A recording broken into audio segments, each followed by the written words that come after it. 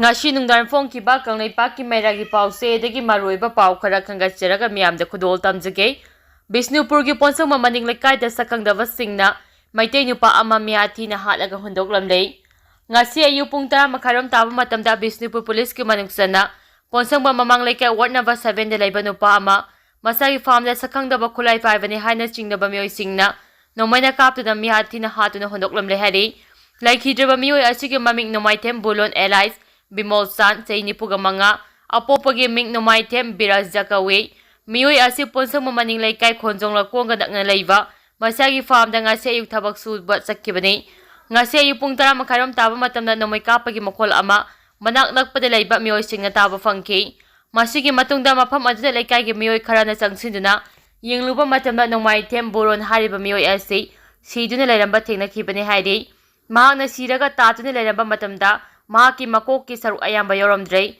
mihat asi yamna nakpa mafamdagi mahakpu Nomaina kapna hapa oigani haina chingnari khudakta Bisnupur Police na pau piraba matungda forensic science ki kangu galoina Bisnupur Police ki team ama lakuna asiba haksang adu mafam adudagi lakhatkare hairi laikhidraba mioi asi mayuma kai panduna machanupa ama leire loina mihat asi ki matangga laikai gi oiba mifam ama su pangthokare hairi Tomtomsana Nongshaba Police na phaduna purakpada Keishampat junction mayada gari dagi chongtharaga nanto aure Handa pangthokhiba 18 suba Lok Sabha mikalda ina Manipur constituency da independent mirep oina mikal thengna khibadagi maiti hauraba hairo part 2 dagi moyangthem Tomtomsana Nongshaba chai yangkai apopa laikhidraba Tombiyai mangasi Impal International Airport dagi phadna purakpada Keishampat junction yarakpada police ki gari dagi nanthokna senkre thaudo adu miyam nangakpo oina yengnakhi Tomtomsana gi borero car adu bo thorokwa driver aduga pause asigi paumiga unadina wari sanaba matamda phongdorakhebadi ngasi nungthil pung 2:04 taba matamda airport Tomtomsana ga tinaba mi ama unagani haduna borero car aduda airport na cheki borero aduda Tomtomsana gi nupi mayambagi masana singba makoi mari tongi makoi airport lakani haba mioi adu laktabadagi borero car adu airport ge tholakpa matamda number thadaba police ki gypsy gari ama ngadina leiramki aduga makoina tonglakpa borero car adu police ki miyoina thauraga Tomtomsana amadi atai angangsing amadi maki driver police ki gari aduda tonganke masigi matungda police ki gari ani surakhe gari sing adu airport ki tinim lambi da Imphal tamna thagolakpada Keishampat junction traffic point maya yoromdaida lambi chimbadagi gari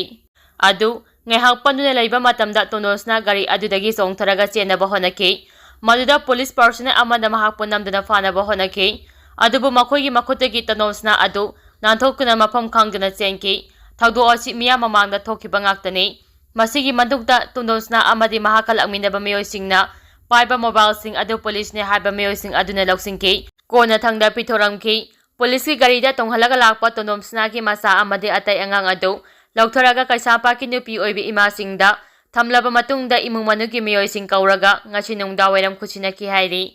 Kuki terrorist sing na ngasi nongalam daida jiribamda yum ahum bomb sijinaduna mai thadoklamlei jiribam district ki tonga mafam anida leiba yum ahum ngasi ayupung ama makharam taba matamda kuki narco terrorist sing na bomb pokai hanba yauna mai tharamlei yum sing adu maitegi yum ani aduga Bisupriya gi yum amani haire pause asina jiribam dagi phangma paugi matung inadi jiribam Borobectra subdivision gi manung chana Gawakhalda leiba 38 suba AR camp teki kilometer amamuk chatlaga leiba maibam chaurel kauba mioi asigi farm club mai thadolamki masigi matungda Harinagarda leiba Naba kauba mioi amagi yumsu bomb fit tawgna pokai halaba matungda mai thadokki matam ikan kanadana nongalamdai pung 2 makharam taba matamda buta khal gunja bonda leiba khoirapam Pinky Devi mapuroiba ki ais akas singa kaubi Bisupriya Manipur gi yum amasu mai thadolamki haidi Borobectra subdivision asida central forcing marangkaina thamlabasu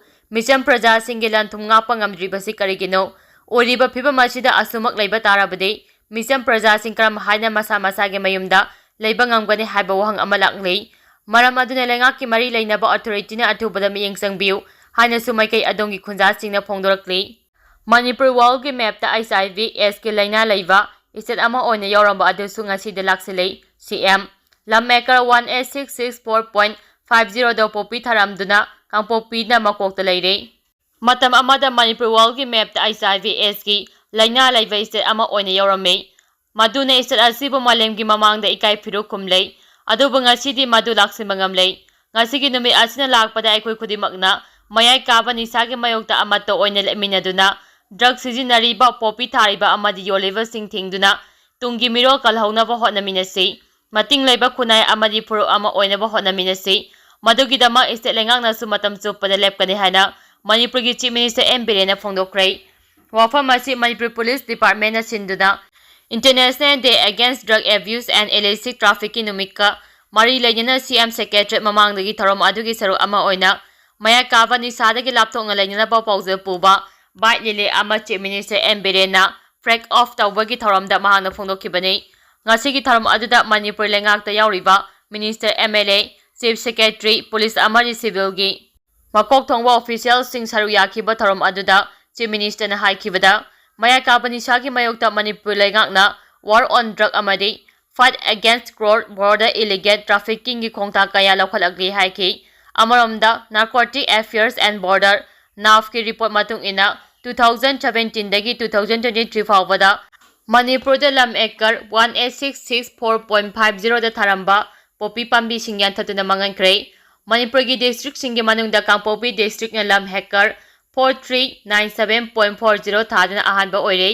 lam hekar 3018 thadana urkul ani suba amadi lam hekar 2699.80 thadana ahum suba Tengnopol na 2565 thadana mari suba